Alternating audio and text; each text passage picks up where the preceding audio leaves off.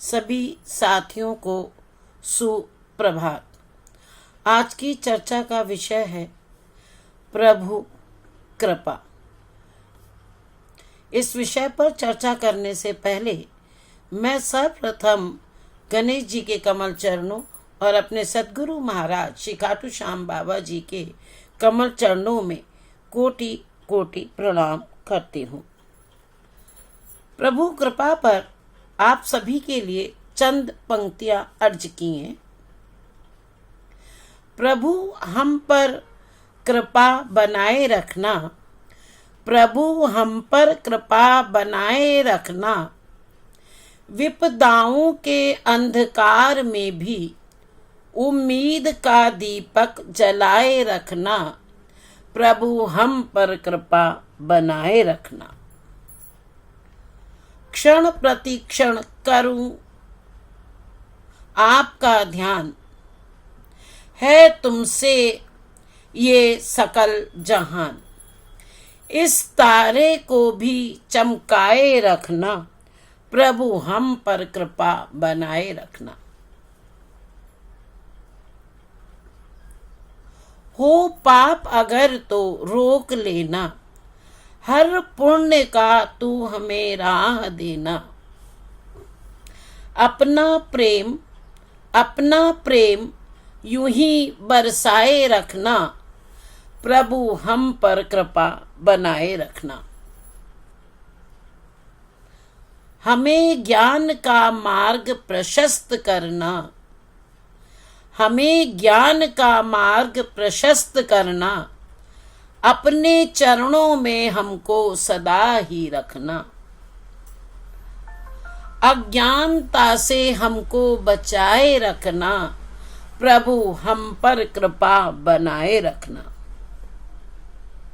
प्रभु हम पर कृपा बनाए रखना, प्रभु हम पर कृपा बनाए रखना। प्रभु की हम पे असीम अनुकंपा है।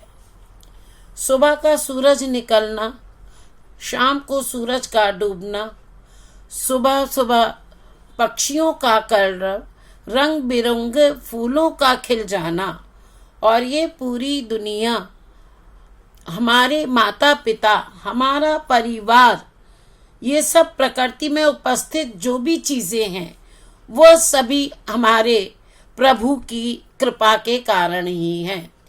जिस तरफ भी हमारी दृष्टि जाती है उसी तरफ हमको अपने प्रभु के उपकार दिखाई पड़ते हैं। सबसे बड़ा उपकार तो प्रभु का, उन्होंने हमें मानव के रूप में जन्म दिया है। सबसे बड़ा उपकार तो यही है कि प्रभु ने हमको मानव का रूप दिया है। प्रभु से मिलाने का एकमात्र साधन गुरुदेव हैं। हमें उनके चरणों की वंदना करनी चाहिए, क्योंकि गुरु ही एकमात्र साधन है जो हमारे प्रभु से हमारा साक्षात्कार करवाते हैं। तो हमें गुरुजनों की शरण में जाना चाहिए।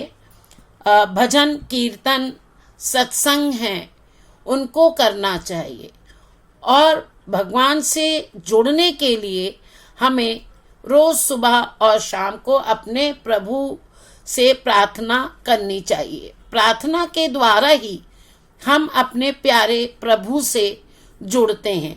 अक्सर देखा गया है कि प्राचीन समय से विद्यालयों में सुबह को प्रभु की प्रार्थना करवाई जाती है, उसके बाद कक्षाएं प्रारंभ होती हैं। तो इसीलिए स्कूलों में प्रार्थना कराई जाती है, ताकि बच्चे भी जो हैं उनको भी प्रभु के बारे में ज्ञान हो सके और वो प्रभु से अपने जुड़ सकें।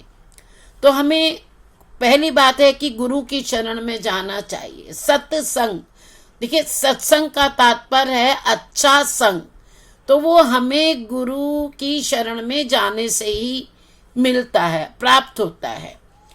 तो हमें अपने गुरुदेव के शरण में जाने में ही भलाई होती है। तो गुरु जी के लिए कुछ आप लोगों ने जब शिक्षा प्राप्त करी तो कबीरदास जी के आपने दोहे पढ़े होंगे, तो वही मैं आपके सामने बता रही हूँ।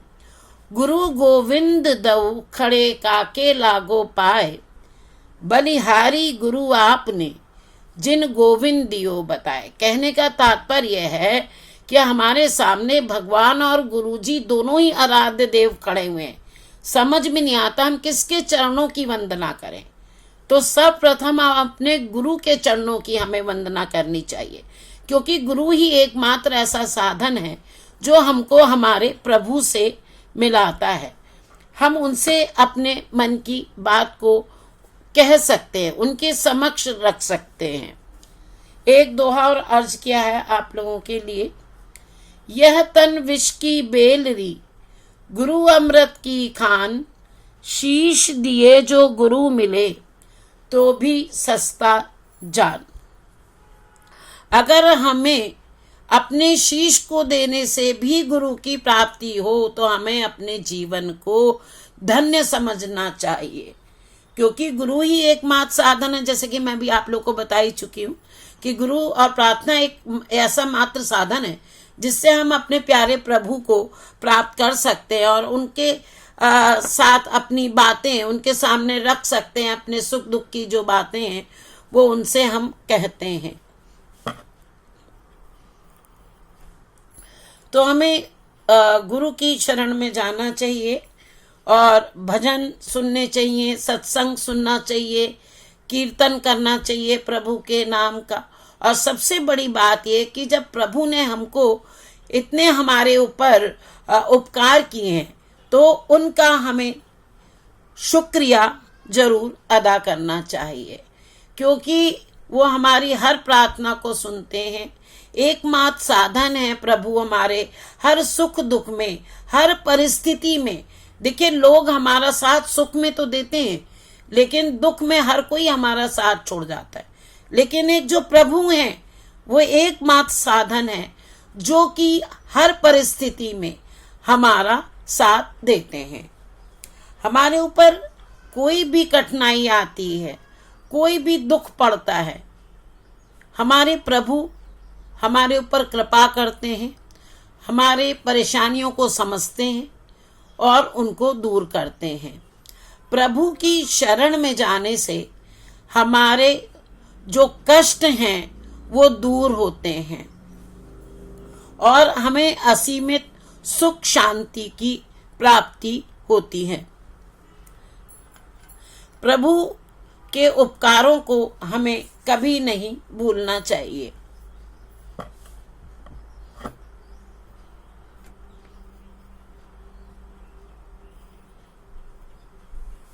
सभी साथी बोलेंगे जय श्री श्याम, जय जय श्री राधे, जय श्री श्याम।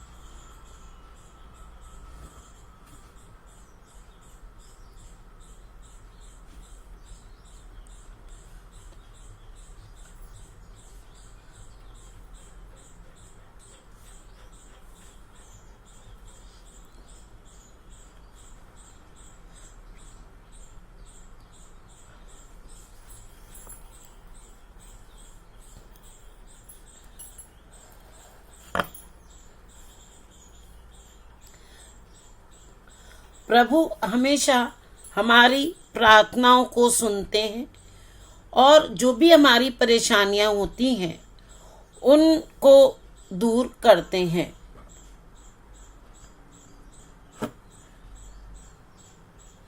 अगर हमारे ऊपर परेशानियां आती हैं, कष्ट आते हैं, दुख आते हैं, तो हम परेशान होने लगते हैं। हम लोगों को परेशान नहीं होना चाहिए, अपने हौसले को बनाए रखना चाहिए और अपने प्रभु के सामने अपने कष्टों को रख देना चाहिए। तो भगवान जी उन कष्टों के बारे में सोच विचारते हैं और जो हमारे लिए उत्तम होता है और वो सही समय आने पर हमको प्रदान करते हैं। बस ज़रूरत इस बात की है कि हम लोग प्रभु में विश्वास रखें, उनमें आस्था रखें और जो बात हमसे ना बने वो हमें अपने प्यारे प्रभु पर छोड़ दें।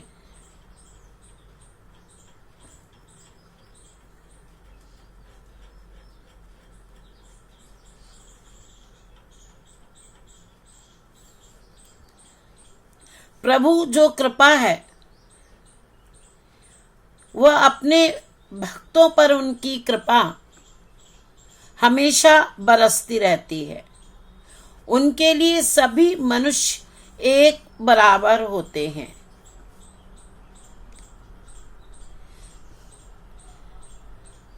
आप लोगों को मैं आज ये बता दूं कि मेरे ऊपर मेरे प्रभु श्री खाटू श्याम बाबा जी की बहुत कृपा है। मेरे कुछ बिगड़े हुए जो काम होते हैं, जब भी मैं जरा भी बाबा का ध्यान करती हूँ, अपने कष्टों को उनके सामने रखती हूँ, तो बाबा बहुत ध्यान से मेरे कष्टों के बारे में विचार करते हैं और मेरी जो समस्याएं हैं उनको चंद मिनटों में ही दूर कर देते हैं।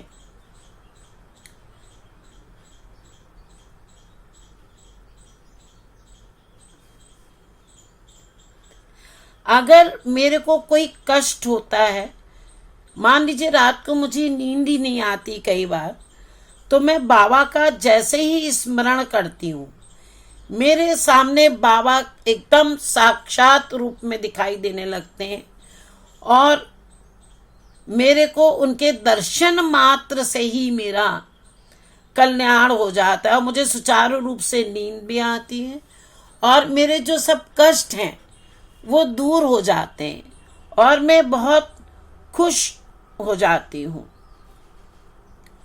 तो भगवान की कृपा हम लोगों पे बहुत है। मैंने कब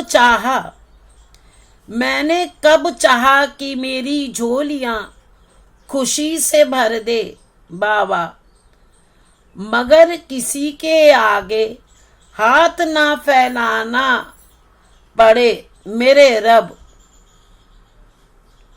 मेरी औकात बस इतनी कर दे। जय श्री श्याम।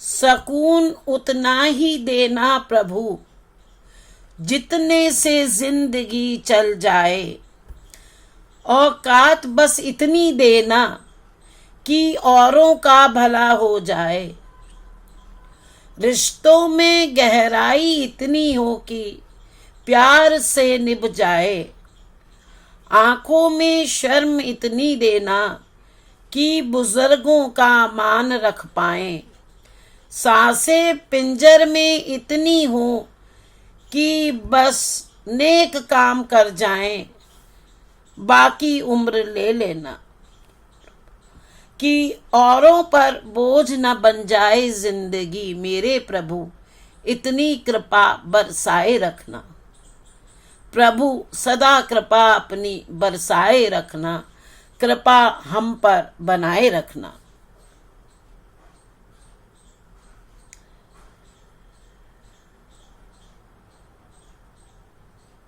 सुकून उतना ही देना प्रभु जितने में जिंदगी चल जाए। प्रेम से बोलो जय श्री श्याम, जय श्री श्याम।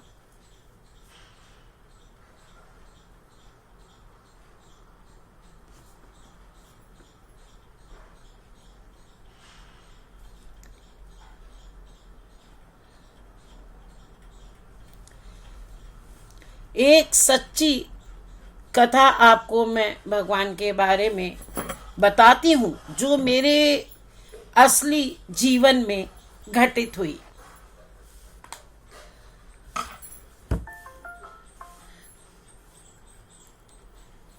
मेरे पैरों में वेरिकोज वेन्स काफ़ी मात्रा में बढ़ गई हैं और पैरों में मेरे बहुत तकलीफ़ हो रही थी। बहुत सी दवाइयाँ भी की लेकिन उससे मुझे कोई फ़ायदा नहीं हुआ। मैंने आप लोगों को मैं अवगत करा दूँ इस बात से कि मैंने श्री श्याम बाबा को अपना गुरु बना लिया है। तो रात को जब मैं बैठी, मेरे पैर में बहुत दर्द हो रहा था, तो मेरे समझ में नहीं आ रहा था कि मैं क्या करूं। तो मैंने थोड़ी सी दवाई ली, उससे मेरे को दर्द में कोई आराम नहीं आया। सुबह मैंने अपनी बहन सीमा गुप्ता जो कि एक डॉक्टर भी हैं, उनसे वीडियो कॉलिंग पे बात करी।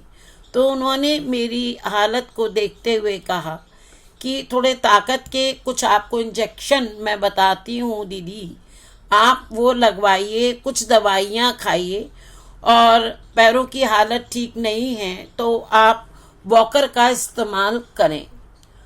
और उस समय मेरे को बहुत ज़्यादा रोना आया और मैं फूट फूट कर रो पड़ी कि अभी इतनी भी उम्र नहीं हुई कि मैं वॉकर के सहारे अपना जीवन चलाऊं।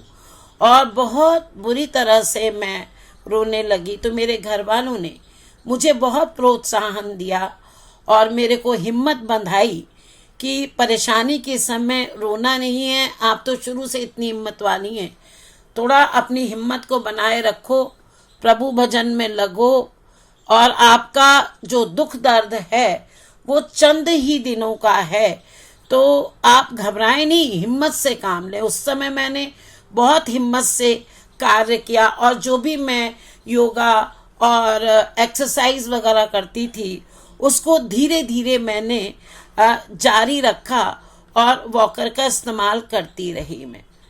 और तभी मुझे ध्यान आया कि देखो मेरे सद्गुरु महाराज श्री खाटू श्याम बाबा हैं, उनकी मैं शिष्या हूँ, उनकी बेटी हूँ। सुनाए वो हारे के सहारे हैं, शीश के दानी हैं। तो मैंने उनके कमल चरणों का सहारा लिया और बाबा के सामने अर्जी रखी कि मेरा जो मकान है वो काफ़ी जर्जर हालत में है, अब उसको बनवाना है। तो मेरे को मतलब पुताई वगैरह से, कलर से, पेंट से थोड़ा प्रॉब्लम होती थी। तो इसलिए हमने निश्चय किया कि परिवार ने निश्चय लिया कि मुझे भोपाल जाना ठीक रहेगा।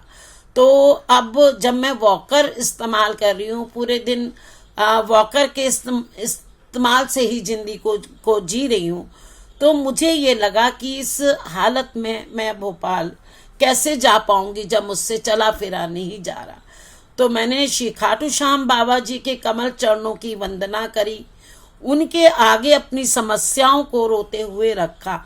मैंने कहा कि बाबा आप मेरे गुरु हो, आप मेरे माता पिता हो, सर्वस्व आप हो, मेरे सर्वेश्वर, मेरे श्री श्याम।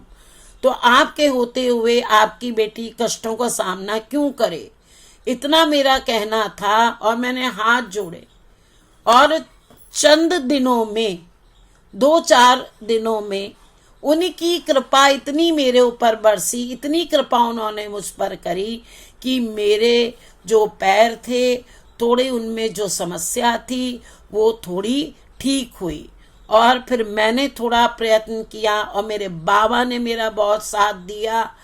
अपनी बेटी की उन्होंने बहुत रक्षा करी, मेरी प्रार्थना को सुना और मेरा उनकी कृपा से मेरा वॉकर छूट गया। मैंने उसका साथ छोड़ दिया ये सब किसकी कृपा से संभव हो सका साथियों?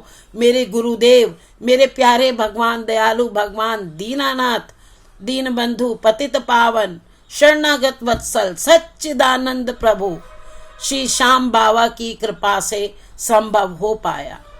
मेरा उनके कमल चरणों में, मेरा और मेरे पूरे परिवार जनों की तरफ से, सभी साथियों की तरफ से श्री श्याम बाबा के कमल चरणों में मेरा कोटि कोटि प्रणाम। तो देखिए, ये है प्रभु की असीम अनुकंपा। भगवान अपने भक्तों की प्रार्थना हमेशा सुनते हैं, सही वक्त आने पे उन्हें उत्तम चीज ही देते हैं। तो इसलिए प्रभु का दामन कभी मत छोड़िए। आप ये सोचिए कि आपको दुनिया को मनाना है या अपने प्रभु को मनाना है। सर्वप्रथम आप अपने प्रभु को मना करके रखिए। दुनिया का क्या है? दुनिया तो मान ही जाएगी। प्रभु राजी तो सब राजी। जय श्री श्याम। आज के लिए बस इतना ही। श्री श्याम बाबा का नाम लेते हुए आज का जो चर्चा का विषय था यहीं समाप्त होता है। आप सभी अपना ध्यान रखें, सुखी रहें, स्वस्थ रहें, मस्त रहें, परेशानियों से घबराए नहीं, प्रभु का सहारा लें, उनकी शरण में जाएं और अपने सद्गुरु महाराज की शरण में जाएं, वही आपका भला करेंगे। राधे राधे। जय श्री श्याम।